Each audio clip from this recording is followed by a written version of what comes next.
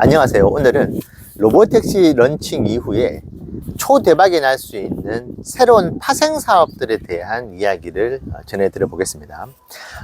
일반적으로 우리가 로보택시를 이용한다고 할 때 이제 로보택시를 호출을 해가지고 우리가 원하는 목적지까지 이제 모델 Y가 되겠죠. 모델 Y를 타고 목적지까지 이동을 하면서 그에 맞는 대가를 이제 지불하는, 이것이 일반적으로 우리가 생각하는 로보택시 사업인데, 그 이외에도 사실은 무수히 많은 파생 사업들이 나올 수 있는 것 같아요. 근데 제가 현실적으로 당장에 도입이 될 수 있을 만한 어떤 파생 사업들을 좀 간추려서 오늘 여러분께 말씀드려보고자 합니다. 현재 지정학적인 이슈부터 해서 여러 가지 매크로 사항들이 녹록치 않은 것처럼 그렇게 보이는데, 저는 조금 생각이 다릅니다. 저는 이미 불장이 시작이 되었는데 그것이 표면적으로 지정학적인 이슈로 인해 가지고 나오지 않고 있다, 저는 그렇게 바라보고 있거든요. 그래서 이 이슈가 지금 여러 가지 매크로 환경적인 불안함이 사라지게 되는 그 순간부터 저는 매크로부터 해서 테슬라의 이 로보택시 사업이 본격적으로 주목을 받으면서 상승 모멘텀을 탈 수 있다, 그렇게 생각을 하고 있습니다. 물론 오늘 이야기는 지금 당장에 엄청나게 큰 EPS에 의미 있는 이익을 가져다 주지는 못하겠지만은, 우리는 3년, 5년, 10년 그 이상을 바라보고 투자를 하는 것이기 때문에 오늘 말씀드린 이 사업들이 제대로 안정화가 돼서 정착만 된다고 한다면은 매우 큰 로보택시 사업의 성공을 우리가 바라볼 수 있을 것 같네요. 자, 첫 번째로 중고 거래입니다. 우리가 흔히 우리나라에서 당근 마켓이 있죠. 근데 미국에서도 뭐 오퍼업부터 해가지고 페이스북에서도 당근 거래처럼 그렇게 중고 거래를 하고 있고, 뭐 파이버마일즈, 메르카리부터 해서 각 주마다 대표를 하고 있는 그런 중고 거래 앱도 있고, 전국 단위의 인기가 있는 중고 거래 앱도 있고, 그렇습니다. 근데 거래 방식이 한국하고 비슷하더라고요. 우리가 이제 당근마켓이나 중고 거래 앱을 통해 가지고 거래를 할 때 연락을 해 가지고 사기를 희망하는 사람이 근처로 온다거나 하는 것이 일반적인 방법이죠. 그래서 그 전에 이제 결제를 서로 계산을 해가지고 이제 거래가 끝나는. 근데 어떨 때는 꽤 번거롭습니다. 그리고 너무나 원하는 상품이 있는데 그 상품이 나왔는데 내가 가려면 너무나 멉니다. 뭐 30분 걸릴 때도 있고 1시간이 걸릴 때도 있는데, 그래서 의뢰이 포기를 할 수밖에 없는 것이죠. 제가 발품을 또 팔아야 되는 것이고. 자, 근데 이 부분이 로보택시가 있을 경우에, 그리고 그 로보택시의 비용이 현저하게 저희가 우버택시를 부르는 것보다 싸다고 한다면은 이 중고거래가 로보택시를 해 가지고 지금보다 훨씬 더 활성화가 될 수 있을 것 같아요. 그리고 특히 젊은이들 같은 경우에 비대면에 대한 그 선호도가 매우 높습니다. 그래서 미국 같은 게 총기 소지도 있기 때문에 내가 직접 그 상품을 픽업하러 가지 않아도 로보택시가 가가지고 그냥 여러 가지 뭐 부가적인 서비스가 기능들이 필요하겠죠.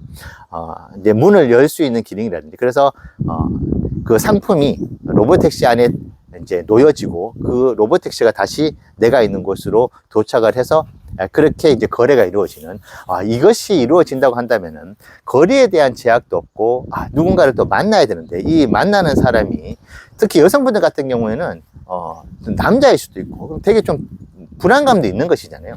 자, 그런 부분들이 중고 거래에 있어서 어떤 여러 가지 좀 제한적인, 폭발적으로 성장하지 못하는 그런 배경이 되는데, 이 부분들이 로보택시라는 어떤 비대면 서비스를 통해 가지고 크게 발전할 수 있다. 그리고 그 수혜를 로보택시가 받을 수 있을 것 같고, 저희도 중고 거래를 합니다. 해가지고 좀 거리가 멀다 보면은 이제 편의점을 통해 가지고 편의점 택배를 하게 되는데, 만약에 그 편의점 택배보다도 비용이 더 저렴하다. 그리고 또 이 부분도 있더라고요.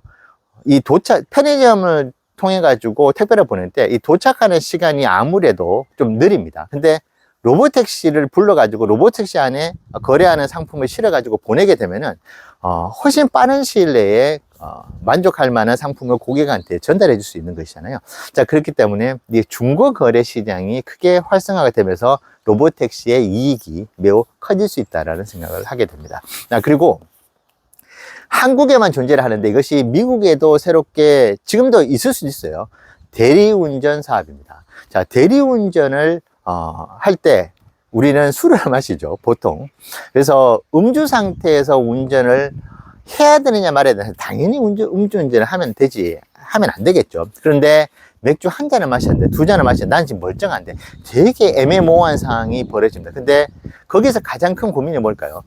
대리기사를 부를 때 그 기사분이 언제 올지 정확하게 알 수가 없고, 그리고 이게 비용이 우리가 생각하는 것보다 크게 나올 경우에 한 3, 40분 더 걸린다 그러면은 2, 3만 원이 넘는 금액이 나올 수 있잖아요. 자, 그럴 경우에 그냥 내가 운전을 하면서 가야지, 이 생각을 하게 됩니다. 그래서 참고로 미국에서 1년에 음주운전 사고로만 13,000명에 가까운 안타까운 목숨이 이제 앗아가게 되는, 그것이 바로 음주운전인데요. 이 대리운전 사업 역시도 크게 폭발적으로 성장할 수 있다. 이 대리운전에서도 뭐 그런 일은 당연히 벌어지면 안 되겠지만, 여러 가지 대리운전을 하면서 그걸 서비스를 이용하면서 벌어지는 여러 가지 범죄들도 있잖아요. 자, 그 부분에 있어서도 로보택시가 그럴 가능성이 매우 적지만은, 그 적은 가능성조차도 완전히 해지가 되는, 그러니까 아예 운전석에 사람이 없다 보니까 거기에서 주는 안정감, 그 부분들이 또 수요를 크게 가져다 줄 수도 있다고 봅니다. 그래서 원천적으로 음주운전에 대한 그 리스크조차도 없애는, 그래서 이것은 뭐 잘만 하면은, 또 좀 마케팅적인 기지를 발휘한다면은 국가에서도 이 로보택시를 장려해 줄 수 있을 만큼의 명분을 충분히 가질 수 있는 것이잖아요. 왜냐하면 미국에서 이 음주운전은 큰 사회적 문제가 되고 있고, 사망자가 13,000명이라고 한다면은 그의 부상자는 말할 것도 없이 많잖아요. 이 부분들이 로보택시 사업을 통해 가지고 없어질 수 있고, 최소화될 수 있고, 그를 통해서 로보택시가 또 큰 이익을 가져다 줄 수 있다. 자, 그리고 이제 배달 사업인데, 자, 배달 사업 중에서도 마트 배달이 있을 수 있습니다. 이제 일례로 저희 같은 경우에 지금 제주도 서귀포 쪽에 사는데, 이마트 서귀포점에 상품들이 상당히 많아요. 와인들도 많이 구비가 되어 있고, 그래서 저희가 살고 있는 곳에서 1시간 가까이 차를 타고 가서 거기서 쇼핑을 합니다. 그래서 거기서 이제 사고 싶은 상품들을 이제 대거 사가지고 이제 집으로 오죠. 자, 그 부분을 만약에 로보택시가 해결해 줄 수 있다면, 그래서 마트에서 어떤 뭐 앱이라든지 있어가지고 저희가 로보택시를 이용해가지고 저희가 이제 주문을 할 수 있겠죠. 주문을 하고 난 뒤에 금액을 입금을 해주면은 로보택시가 가가지고 그것을 이제 일하시는 분들이 실어서 저희 집으로 도착하게 되는, 그래서 이것은 마트 입장에서도 인건비를 절약할 수 있습니다. 저희도 지금 인근에 아마 다들 경험해 보실 것 같아요.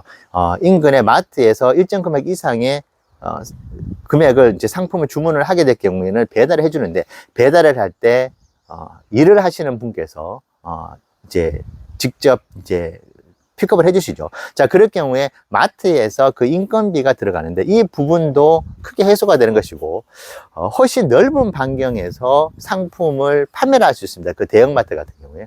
자, 그럴 경우에 대형마트 입장에서도 이 로보택시를 활용한 배송 서비스가 매우 크게 발전을 할 수 있을 것 같아요. 자, 그럼으로 인해 가지고 당연히 특히 이 경우에는 로보택시 사업에 큰 이익을 가져다 줄 수 있는 것이 원거리, 그러니까 거리가 꽤 먼, 뭐 하다못해 비용만 싸다고 한다면은 20km, 30km 밖에 있는 대형마트에서도 우리가 원하는 상품이 있으면 거기서 주문을 할 수 있는 그런 세상에 오는 것이죠. 자, 그럴 경우에 로보택시 사업의 성장이 한 단계 더 올라갈 수 있다. 자, 여기서 제가 마트 배달을 한정을 했잖아요. 물론 일반 상품, 우리가 전화를 해가지고 아니면 어플리케이션을 이용해가지고 주문을 하는 일반 음식 같은 경우에도 이 배달 시장이 폭발적으로 성장할 수 있죠. 이 로보택시로 인해 가지고. 근데 로보택시 같은 경우는 여전히 도어 투 도어가 불가능합니다. 그래서 현격하게 뭐 배달의 민족이라든지 여러 가지 배달 어플리케이션을 이용하지 않았을 경우에 그 이용하는 것보다 비용이 현저하게 쌀 경우에 이용을 할 가능성이 있다. 왜냐하면 도어 투 도어가 되지 않습니다. 우리가 로보택시가 있는 곳으로 직접 내려가서 그 상품을 주문한 상품을 이제 픽업을 해야 되기 때문에, 이 부분에 있어서 음식 배달 사업이 이제 로보택시 사업을 할 수 있는, 그러니까 로보틱 사업이 이제 음식 배달 사업에도 뛰어들기에는 아직까지 조금 힘든 점이 있을 것 같다.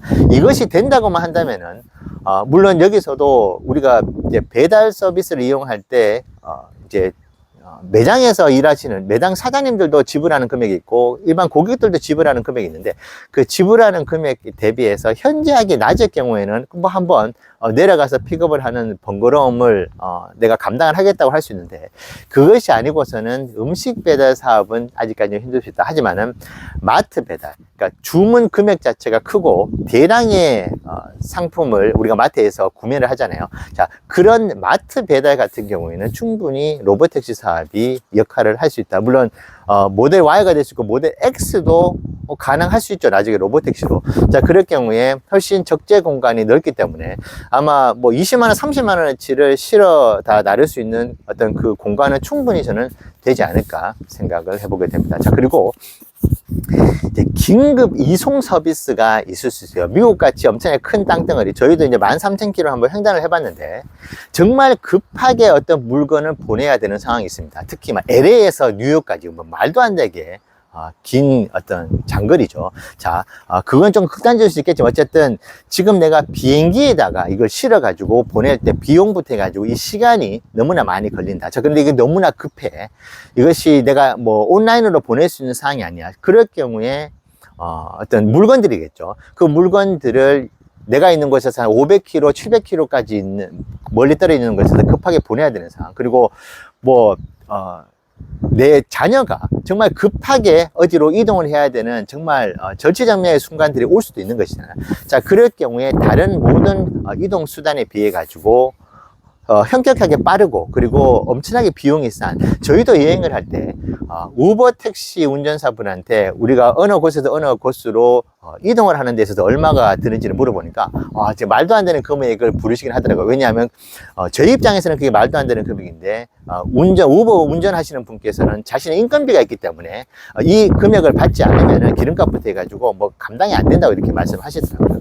자, 그런 서비스를 만약에 로보택시가 제공을 한다면은, 예를 들면은 500km 떨어진 곳에 아주 급하게 물건을 보내야 될 때 우버 택시 기사분을 통해 가지고 할 때 만약에 $500가 나왔다. 근데 이 로보택시를 이용할 경우에 $100밖에 나오지 않는다고 한다면 이것은 충분히 사업적인 가치가 있을 수 있을 것 같고요. 여기서 긴급 이송이라고 한다는 것은 어떻게 뭐 응급 환자도 있을 수 있다. 앰뷸런스가 응급 환자가 있는 곳까지 응급 환자가 있는 그 장소까지 가가지고 픽업을 하는 것보다 그냥 로보택시가 그 인근에 있었을 때 그 부상자를 그대로 실어서 병원으로 바로 이송을 할 수 있는 것이고, 그리고 시각 장애인 분들, 조금 앞을 보는 게 불편하신 분들 같은 경우에도 이게 목적지까지 가는 것이 너무나 힘들잖아요. 자, 그런 분들 같은 경우에도 로보택시 서비스를 이용을 할 수 있는 부분, 그리고 연로하신 분들께서 정기적으로 병원을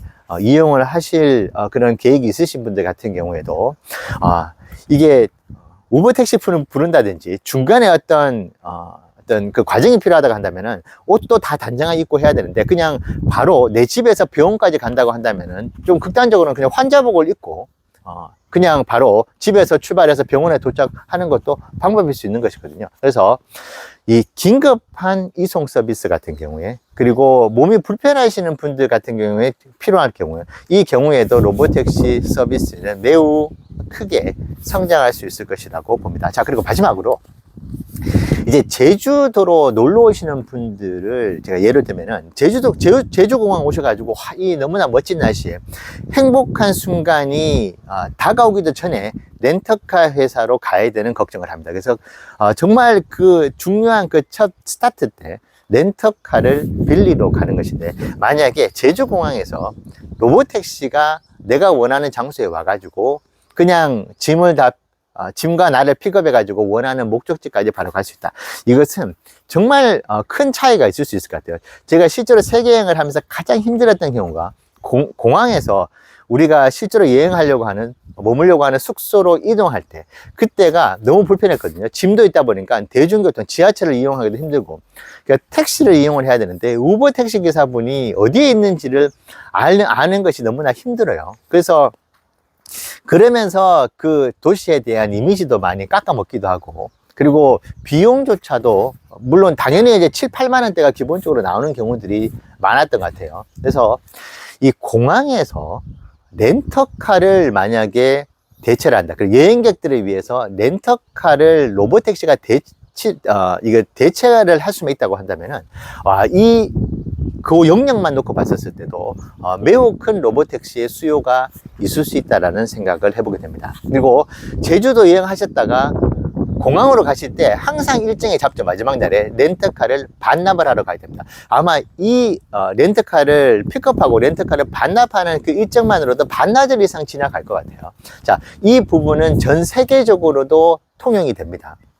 렌터카를 빌려야 되는 상황이 많죠. 여행을 할 때. 특히 미국 같은 경우에는 렌터카가 없으면 여행이 안 되거든요. 자, 이 렌터카를 로보택시가 대체를 해줄 수 있고, 그리고 무엇보다도 제주도에도 지금 교통사고가 상대적으로 많이 일어납니다.